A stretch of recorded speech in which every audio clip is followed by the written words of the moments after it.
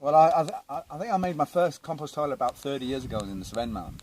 You know, it was like 2 logs, then I chipped between the 2 logs and put a few leaves on top of it, and then it turned itself into compost after a couple of years. I thought, wow, this is really good. And as a kid, I never really, I found it really difficult to understand that we were pissing and shitting and drinking water when there's a lot of people on the planet didn't have any water at all. And I thought, wow, and I never got that as a kid, and as an adult. So I wanted to spread the awareness of compost toilets in the south of France about 10 years ago. So I started up a business, and we've had 1,700,000 people go through our toilets and left us tons and tons of reusable material that we've composted down. I mean, I started out, with a pitchfork, and now I'm a master composter with agreement from the part of the national. Anyway, it doesn't matter. It's just a feather in the hat. But so what we've done is we're taking compost a little bit further. I've been experimenting with getting the balances between the carbon, the nitrogen, and the oxygen and the humidity, and creating the right conditions so my compost will always go up to like 70 degrees, 65, 70 degrees, where it'll kill off all pathogenic germs. And then it sort of like semi-sterilizes the compost, and then it creates what we call a substrate, where the mycelium will come in, and the mycelium will go, and they will take, because we have this capacity to make all this really chemical stuff, all these complicated strands of molecules that poison our lives, whereas the mycelium will go in at the molecular level, and they will take apart all these molecules and put them back into nature in their natural form. I mean, like all problem with all pollution for me is all to do with the concentration. Everything comes from planet Earth. It should all go back to planet Earth, and already in the fact that we mix in the toilets, we mix in sawdust and wood shavings and straw, already we're decompacting all those, even if people take lots of, pills, chemicals and stuff like that, it already decompacts that, and then in between the microorganisms and mycelium, it gets all digested. So what we're doing at the moment, we're doing a study with the World Toilet Association and l'INSA, and two universities in France, that have big laboratories.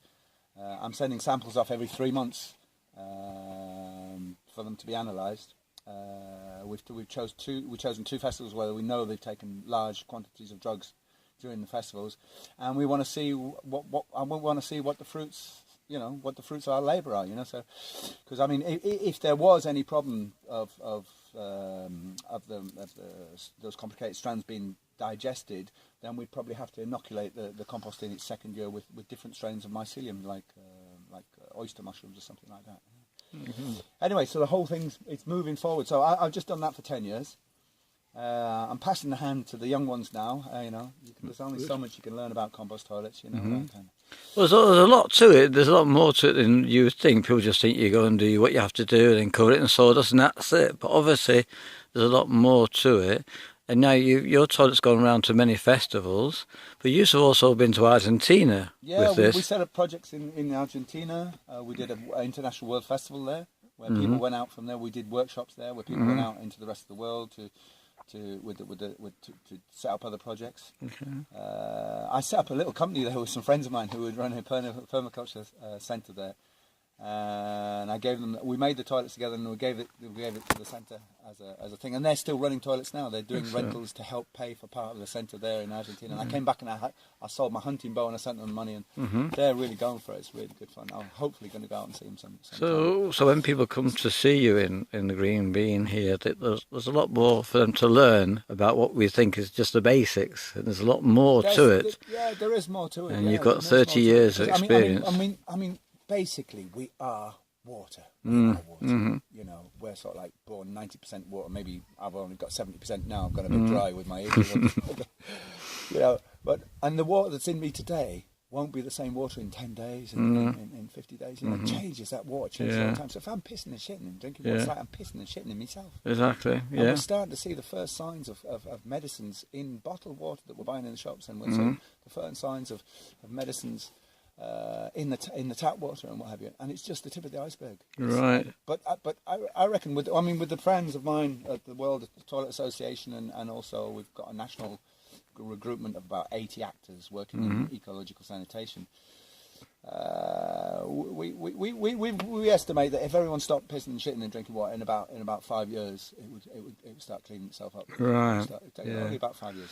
It's not that long. So again, it's like again with the world population going up, we've got to be careful in many ways because the planet can't sustain us. Just basically cannot sustain us. I mean, in this kind of way and others as well. I think the planet could sustain probably about 15 billion people. Yeah. If people did it intelligently. This is it. This is it. Is what we have to. In harmony with the nature. Exactly. Instead of trying to fight against it. Mm-hmm. It's like all these tractors. I see the tractors up the valley there, driving over the fields. They drive, and they you can see they've cut the grass and picked it up and turned it over, and they've had like 10 tractors driving up and down the field, and they've compacted the soil, and then it rains and all the water just runs off. Runs off. Yeah. It's totally bonkers. Whereas we're going to be making swales here to hold the water back. Exactly. Swales is another interesting project, isn't it? Oh, it is a very interesting project. You know, I mean, if anyone wants to come and get involved, you know, anyone's got any good ideas about permaculture, do come along. We're going to make an edible landscape. Yeah. Well, so it's very interesting. So, I mean, if people come, you like them come for more than 1 or 2 days, maybe for 3 or 4 days at a time. Most people come for at least a week. A week You know, is about it takes a few days to get used to it and everything else, and adjust it, because you always got to adjust. You know, and people have always got their gift to share. Yeah, exactly. Everyone comes. Some people think they haven't got anything to share, but they do. Everyone has something to share. And if people sort of bring their own tents, might be helpful if you can. For now, we've got a very small amount of accommodation. We've got 2 mobile homes, but they're usually full most of the time. Okay, so people can bring their tents. That'd be brilliant. Excellent. We're setting up a recycled water collection at the moment. We're going to be building filters soon. We've got 1,500 litres of used cooking oil. We're going to be filtering that soon. We've got generators going to be running on used cooking oil with an HHO system, with a hydrogen system to back it up.